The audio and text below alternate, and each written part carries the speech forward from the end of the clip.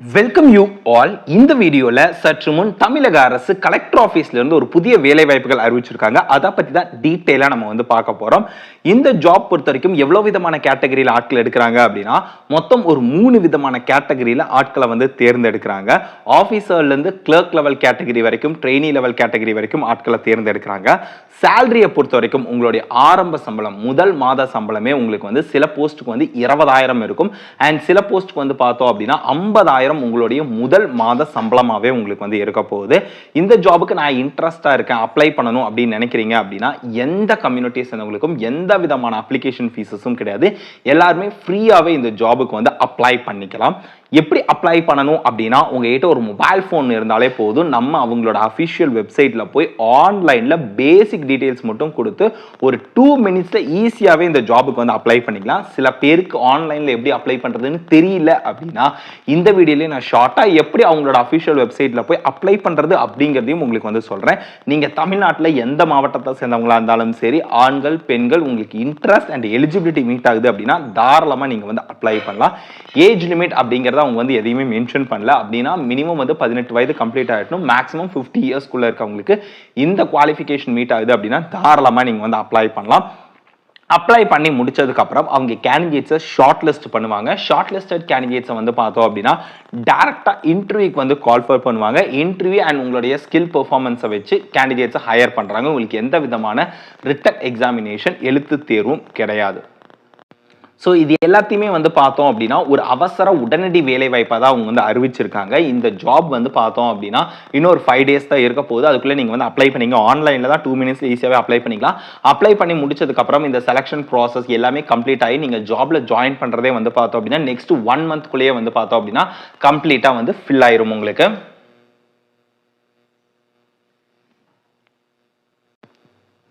So நீங்கள் ஒரு அவசர உடனடி வேலை வாய்ப்பு வந்து சர்ச் பண்ணிட்டு இருக்கீங்க, தமிழக அரசுல எக்ஸாமினேஷன் இல்லாமல் அப்ளிகேஷன் ஃபீஸ் இல்லாமல் அப்படின்னா இந்த ஆப்பர்ச்சுனிட்டிஸை நீங்கள் வந்து யூஸ் பண்ணிக்கலாம். இப்போ உங்களுக்கு இந்த ஜாப் ரிலேட்டடா என்ன டவுட் இருந்தாலும் சரி, இந்த ஜாப் ரிலேட்டடா ஸோ இங்க வந்து என்ன பண்ணலாம் அப்படின்னா கான்டாக்ட் நம்பர் வந்து கொடுத்துருக்காங்க. இந்த கான்டாக்ட் நம்பருக்கு நீங்க வந்து கான்டாக்ட் பண்ணி உங்க டவுட்ஸ் எல்லாத்தையுமே நீங்க வந்து கிளாரிஃபை பண்ணிக்கலாம். எப்போ அப்படின்னா மண்டே டு ஃப்ரைடே நீங்க வந்து கான்டாக்ட் பண்ணிக்கணும். மார்னிங் 10ல இருந்து ஈவினிங் 6க்குள்ள நீங்க வந்து கான்டாக்ட் பண்ணிக்கலாம். காலையில 10 மணி இருந்து சாயங்காலம் 6 மணிக்குள்ள மண்டே டு ஃப்ரைடே நீங்க வந்து கான்டாக்ட் பண்ணிக்கலாம் அப்படின்னு சொல்லியிருக்காங்க. கான்டாக்ட் நம்பர் பொறுத்த வரைக்கும் 04633298488 இந்த கான்டாக்ட் நம்பருக்கு கான்டாக்ட் பண்ணி நீங்க வந்து நோட்டிபிகேஷனை தெளிவா படிச்சு பார்த்துடுவீங்க. அதுக்கப்புறம் எனக்கு டவுட் இருக்கு, அதை கிளாரிஃபை பண்ணணும் அப்படின்னா மட்டும் இந்த நம்பருக்கு கான்டாக்ட் பண்ணிக்கங்க. ஸோ என்னென்ன போஸ்டிங் ஆட்கள் எடுக்கிறாங்க அப்படின்னா ஃபர்ஸ்ட் வந்து district resource centre for panchayat அப்படின்னு சொல்லுவாங்க. டிஆர்சிபி இந்த போஸ்டோட name district resource centre for panchayat டிபார்ட்மெண்ட்டுக்கு. இதுக்கான சேலரி வந்து பார்த்தோம் அப்படின்னா 50,000 உங்களுடைய ஸ்டார்டிங் சேலரியா இருக்க போது. ரெண்டாவது வந்து அசிஸ்டன்ட்னு சொல்லுவாங்க. So assistant come data entry operator இதுக்கான ஸ்டார்டிங் சேலரியே உங்களுக்கு வந்து பார்த்தோம் அப்படின்னா 22,000 உங்களுடைய முதல் மாத சம்பளமா இருக்க போது. அடுத்தது வந்து பார்த்தோம் அப்படின்னா black resource centre for panchayat trainers category 15,000 உங்களுடைய ஆரம்ப சம்பளமா இருக்க போது. இது எல்லாமே வந்து பார்த்தோம் அப்படின்னா கலெக்டர் ஆஃபீஸ்ல இருந்து வேலை வாய்ப்புகள் ரிலீஸ் பண்ணிருக்காங்க. என்ன துறையில அப்படின்னா பஞ்சாயத்து டிபார்ட்மெண்ட்ல ஃபேக்கல்டி, ட்ரெயினர் அண்ட் வந்து assistant come data entry operator. So இந்த 3 போஸ்ட்ல வேகன்சிஸ் கொடுத்துருக்காங்க. அதுல உங்களுக்கு எதுல இன்ட்ரெஸ்ட் அண்ட் எலிஜிபிலிட்டி மீட் ஆகுதோ அந்த பர்டிகுலர் போஸ்ட்க்கு நீங்க வந்து அப்ளை பண்ணிக்கலாம்.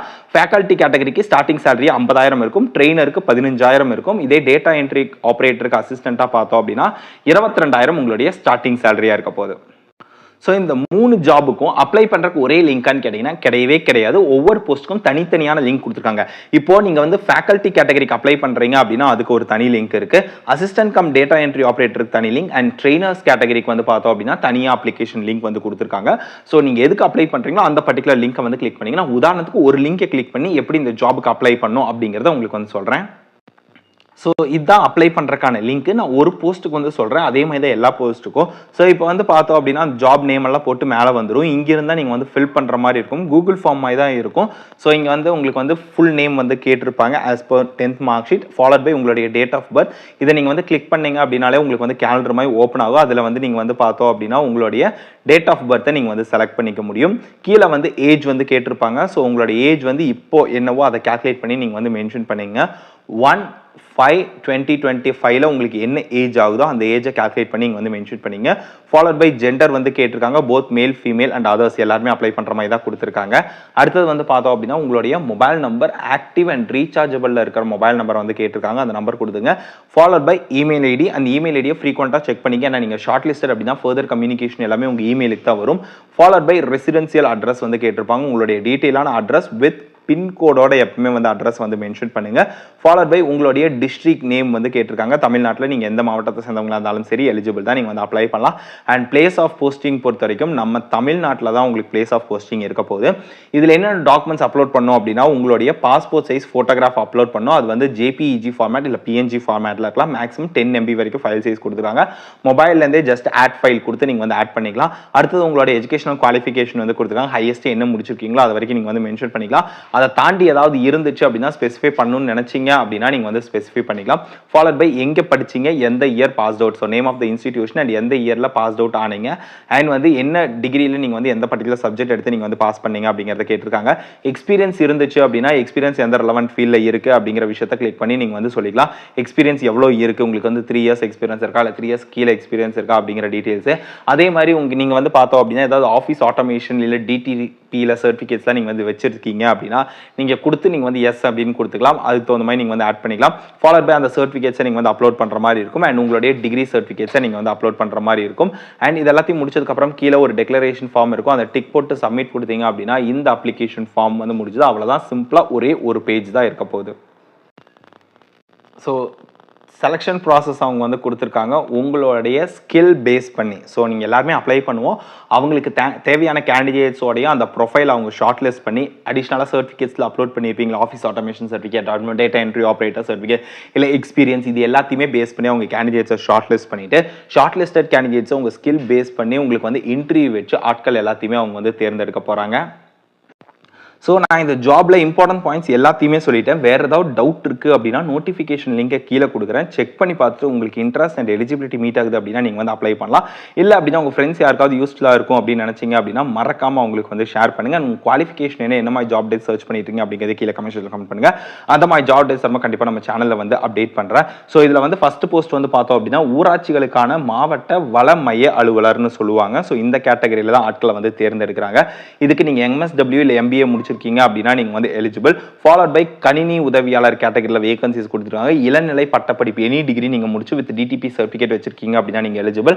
மூணாவது வந்து பார்த்தோம் அப்படின்னா வட்டார வளமைய பயிற்றுனர்னு சொல்லுவாங்க. இதுல தான் அதிகமாக ஒரு 10 வேகன்சிஸ் கொடுத்துருக்காங்க. இளநிலை பட்டப்படிப்பு அப்படின்னு சொல்லக்கூடிய எனி டிகிரி முடிச்ச கேண்டிடேட்ஸ் வந்து எலிஜிபிள். ஃபாலோட் பை பிற தகுதிகள்னு கொடுத்துருப்பாங்க. கல்வி தகுதி இது வந்து மென்ஷன் பண்ணியிருப்பாங்க.